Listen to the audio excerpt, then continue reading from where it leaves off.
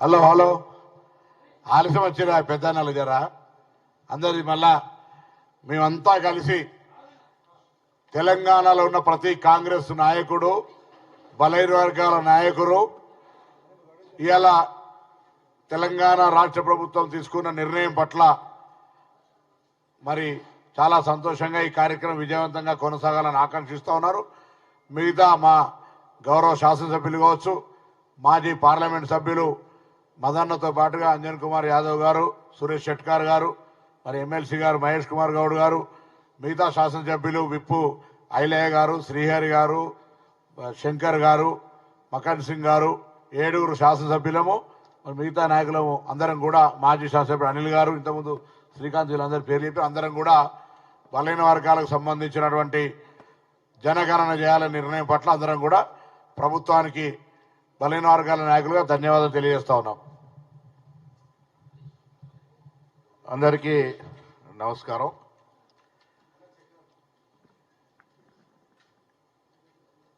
ఈ దేశంలో గత 100 సంవత్సరాల చరిత్ర తీసుకుంటే ఎస్సీ, ఎస్టీ, బీసీ, మైనారిటీ వర్గాలకి అండగా ఉన్నటువంటి కుటుంబం ఏదైనా ఉందంటే గాంధీ కుటుంబం. ఇవాళ రాహుల్ గాంధీ గారు పదే పదే ఇటు రాష్ట్ర ప్రభుత్వాలకు కానీ అటు కేంద్ర ప్రభుత్వానికి కానీ విన్నవిస్తున్నది జితనీ ఆబాదీ ఉతనీ హిస్సేదారి భాగేదారి. ఇవాళ ఈ రాష్ట్రంలో మాన్య ముఖ్యమంత్రి రేవంత్ రెడ్డి గారు, మంత్రివర్యులు పొన్నం ప్రభాకర్ గారు చొరవతో తెలంగాణ రాష్ట్రంలో కుల జనగణన జరుగుతూ ఉంది అంటే అది కాంగ్రెస్ పార్టీ గొప్పతనం. రాహుల్ గాంధీ గారు ఇచ్చినటువంటి మాట ప్రకారం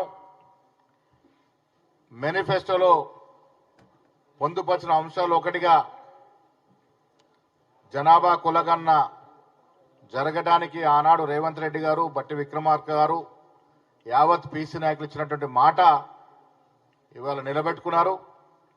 తెలంగాణ రాష్ట్రంలో గతంలో కూడా బీసీల పట్ల ముసలి కన్నీరు కార్చేటువంటి కేసీఆర్ గారు సకల జనుల సమ్మె చేసి అది మడిచి దగ్గర పెట్టుకున్నాడు. బయట పెట్టే సాహసం చేయలే. సమగ్ర కుటుంబ సర్వే దానిలో అన్ని కూడా తేల్చినప్పుడు కూడా దగ్గర పెట్టుకున్నాడు. ఇవాళ బాజాప్తగా కాంగ్రెస్ పార్టీ ఇచ్చిన వాగ్దానంలో మొదటగా ఇవాళ బీసీలో ఈ రాష్ట్రంలో 54% పైగా ఉన్నారంటున్న మాట అనధికారంగా అధికారం చెప్పినప్పటికీ ఆ వాటా కోసం ఎప్పుడు కూడా ప్రయత్నం చేస్తూనే వస్తున్నాం.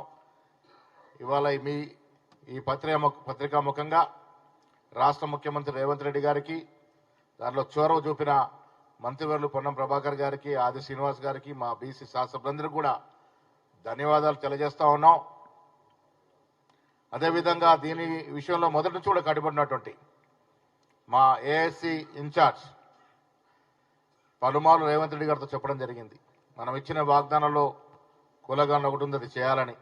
అంతకుముందు ఠాకరే గారు, మా ఏఐసిసి కార్యదర్శులు అందరం కూడా ఇచ్చిన మాట, కాంగ్రెస్ పార్టీ గొప్పతనం అంటే ఒక మాట ఇస్తే మాట నిలబెట్టుకుంటారు.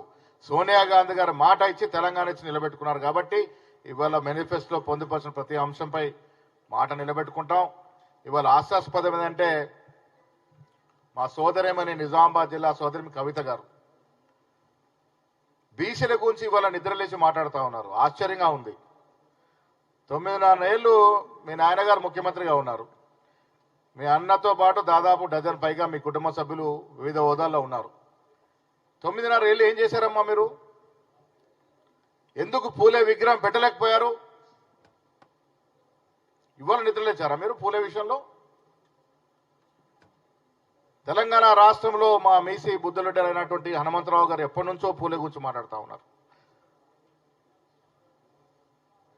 ఇవాళ బీసీల జనగణన గురించి మాట్లాడుతూ ఉన్నారు.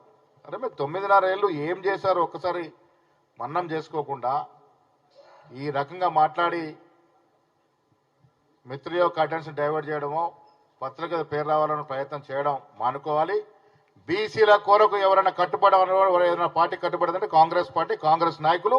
అది ఇవాళ రూబిడీ అయింది. మేము రాష్ట్ర ప్రభుత్వం తరఫున కులగణన చేపట్టబోతున్నాం. ఇది విజయం, మా బీసీల విజయంగా మేము వర్ణిస్తా ఉన్నాం. Thank you.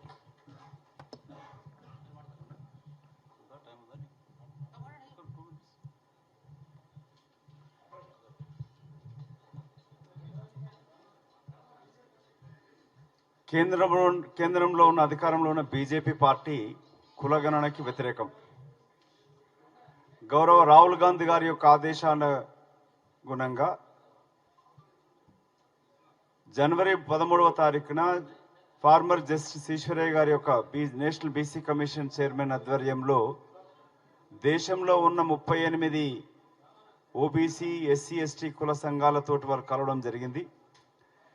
రాహుల్ గాంధీ గారు చెప్పింది కులగణన అనేది జరిగి తీరాల్సిందే. ఎస్సీ, ఎస్టీ, ఓబీసీ జనాభా, మైనార్టీ జనాభా ఎంత ఉంది, జనాభా లెక్కలే కాకుండా దేశ సంపద కూడా ఎవరి చేతిలో ఉందనేది బయటికి రావాల్సిన అవసరం ఉన్నది.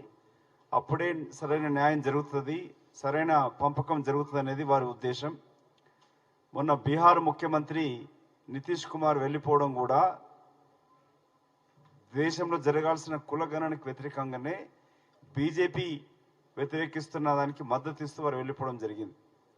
తెలంగాణ రాష్ట్రంలో గౌరవ ముఖ్యమంత్రి, ట్రాన్స్పోర్ట్ అండ్ బీసీ సంక్షేమ మంత్రి గౌరవ పొన్నం ప్రభాకర్ గారు రాహుల్ గాంధీ గారి ఆదేశానుగుణంగా ప్రభుత్వం ఏర్పడిన వెంటనే రాష్ట్రంలో కులగణన చేపట్టాలని నిర్ణయం తీసుకున్న దానికి ఒక బీసీ వర్గ సంబంధించిన నాయకుడిగా ప్రభుత్వాన్ని, మంత్రిని, ముఖ్యమంత్రిని అభినందిస్తూ తెలంగాణ ప్రజలు గుర్తించాల్సిన అవసరం, రేపొచ్చే ఎన్నికలలో కులగణనకి దేశంలో ఉన్న, రాష్ట్రంలో ఉన్న అట్టడుగు వర్గాలకి, బలహీన వర్గాలకి వ్యతిరేకమైన బీజేపీ పార్టీని గెలిపిస్తారా?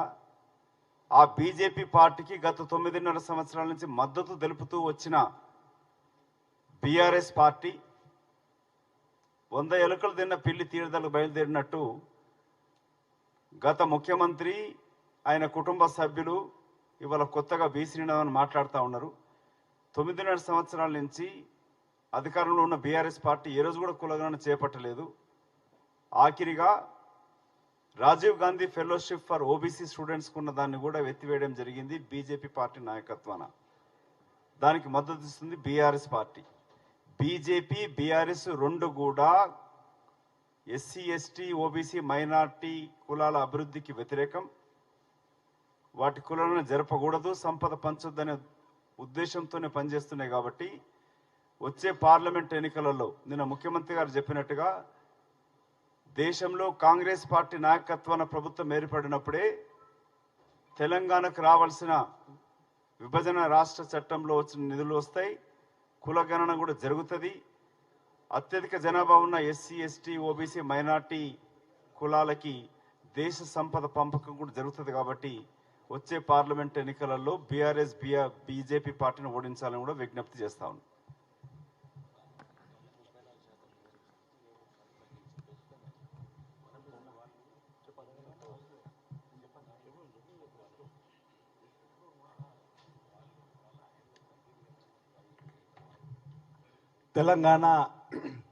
తెలంగాణ రాష్ట్రంలో కాంగ్రెస్ పార్టీ ఇచ్చినటువంటి హామీల్ని అమలు చేస్తూ ముందుకు పోతున్న తరుణంలో ప్రధానంగా బలహీన వర్గాలకు జరుగుతున్నటువంటి అన్యాయంపైన దృష్టి సారించి ఇంతమంది పెద్దలు చెప్పినట్టుగా కేంద్రంలో ఉన్న భారతీయ జనతా పార్టీ ప్రభుత్వం కానీ గత 9.5 సంవత్సరాలుగా ఈ రాష్ట్రంలో పరిపాలించినటువంటి టీఆర్ఎస్, బీఆర్ఎస్గా మారింది తప్ప బలహీన వర్గాలకు సంబంధించినటువంటి కులగణన చేయాలని చెప్పిన ఆలోచన చేయలేకపోవడం, బలహీన వర్గాలకు న్యాయం చేయాలని చెప్పిన ఆలోచన చేయకపోవడాన్ని దృష్టిలో పెట్టుకునే ఎన్నికల మేనిఫెస్టోలో బలహీన వర్గాల కులగణన చేస్తామని ఇచ్చిన హామీని అమలు చేసే క్రమంలో గౌరవ ముఖ్యమంత్రి రేవంత్ రెడ్డి గారి నాయకత్వంలో